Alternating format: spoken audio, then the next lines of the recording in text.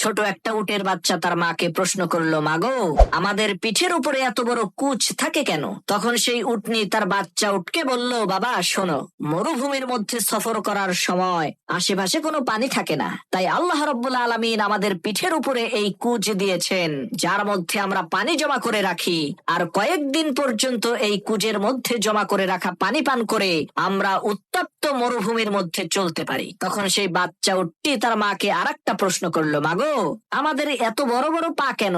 তখন সেই মা উটনিটি বলল, বাবা, আমাদেরকে মরুভূমির মধ্যে অনেক দূরে দূরে সফর করতে হয়, তাই আল্লাহ রাব্বুল আলামিন আমাদেরকে বড় বড় পা দিয়েছেন, যাতে আমরা খুব দ্রুতই রাস্তা অতিক্রম করতে পারি। তখন বাচ্চা উটটি বলল, মা, বুঝতে পেরেছি, এখন বলো আমাদের চোখের সামনে এত বড় বড় পাপড়ি কেন?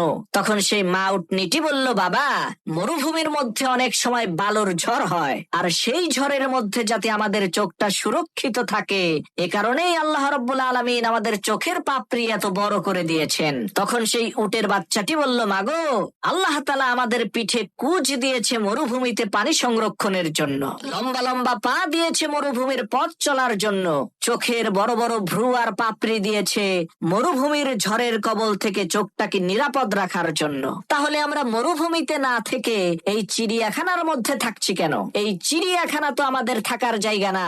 প্রিয় ভাই আমার, আপনার মধ্যে যতই গুণ থাকুক না কেন, আপনি যদি সঠিক জায়গায় না থাকেন, তাহলে আপনি কখনোই আপনার প্রাপ্য মর্যাদা পাবেন না।